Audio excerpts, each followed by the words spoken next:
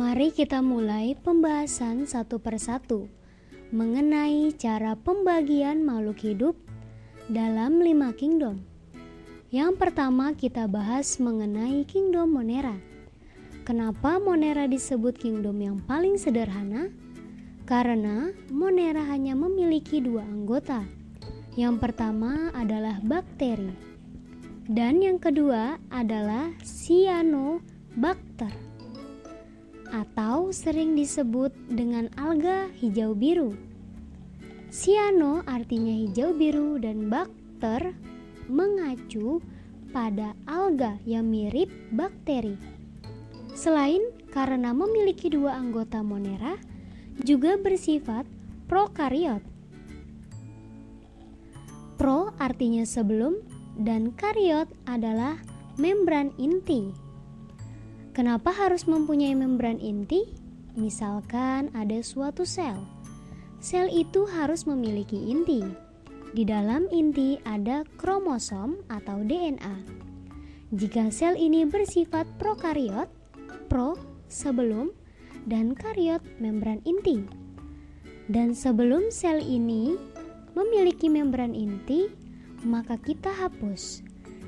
Jadi, jika kita hilangkan membran intinya, maka materi-materi genetik berupa kromosom DNA itu akan tersebar di dalam sitoplasmanya.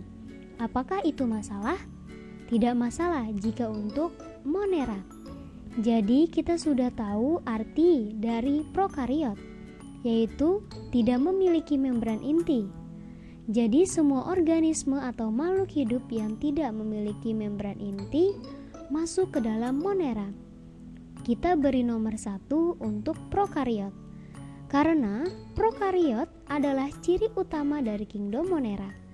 Ciri yang kedua adalah membelah diri atau berkonjugasi. Contohnya adalah bakteri A dan bakteri B. Bakteri ini akan kawin karena bakteri ini masih sederhana, tidak memiliki organel, ribosom, dan tidak memiliki yang lainnya. Maka bakteri ini bertukar gen. Yang memiliki DNA disebut bakteri plus dan yang menerima DNA disebut bakteri minus. Proses inilah yang disebut konjugasi. Ciri yang ketiga dari Monera adalah sel satu atau bersel banyak. Yang bersel satu contohnya seperti bakteri sebelumnya. Yang bersel banyak biasanya hidup secara koloni. Jadi kingdom Monera memiliki ciri yang perlu diingat, yaitu prokariot, yaitu tidak memiliki membran inti. Kita belajar mengenai Monera, di mana kita bisa melihat Monera dan di mana kita bisa melihat bakteri. Bakteri bersifat kosmopolit, yaitu yang memiliki arti ada di mana-mana. Contohnya ada di tangan. Jika mata kita bisa melihat seperti mikroskop, maka akan melihat banyak sekali bakteri yang ada di tangan kita. Setelah kita tahu bakteri berada di mana saja, apa fungsi bakteri bagi manusia? Contoh-contoh dari bakteri. Yang pertama namanya rhizobium. Seperti kata-kata biologi yang lainnya, jika kita melihat suatu nama spesies atau organisme, yang kita lihat adalah artinya rhizo bahasa Latin dari akar.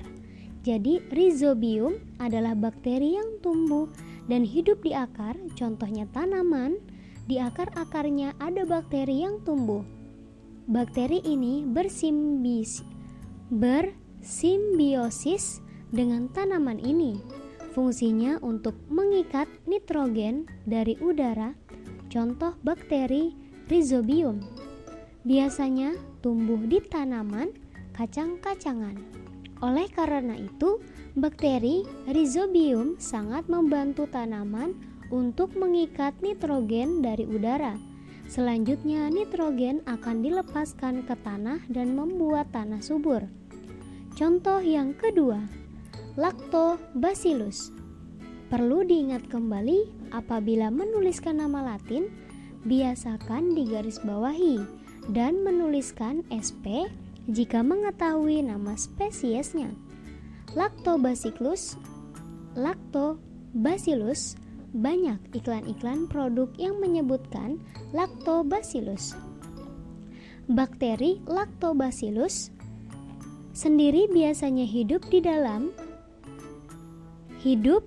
dalam usus manusia dan bersifat probiotik.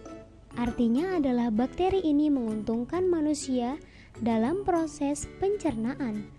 Yang ketiga adalah Mycobacterium, lalu Clostridium dan Salmonella. 3 bakteri ini biasanya banyak menyebabkan penyakit. Karena bakteri ini menyebabkan penyakit, maka disebut bakteri patogen.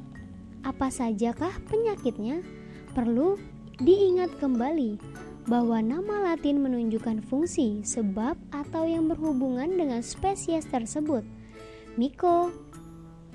Mycobacterium menyebabkan penyakit tuberkulosis. Karena itu, Mycobacterium nama genus dan tuberkulosis nama spesiesnya.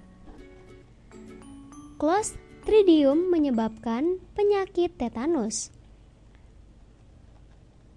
Tetani untuk nama spesiesnya. Salmonella menyebabkan penyakit tipoid atau typhus. Jadi jika makan sembarangan atau kurang bagus, maka kita akan terkena penyakit tifus. Sebabnya adalah bakteri Salmonella typhosa. Ini adalah sedikit contoh dari bakteri-bakteri yang ada di sekitar kita. Jadi Rhizobium fungsinya untuk mengikat nitrogen dari udara. Biasanya terdapat pada tumbuhan kacang-kacangan. Lactobacillus bersifat probiotik. Bakteri ini terdapat dalam pencernaan.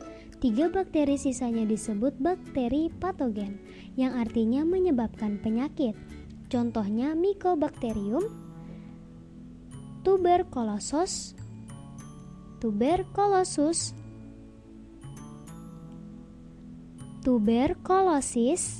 terdapat pada paru-paru. Clostridium tetani disebabkan oleh paku yang berkarat.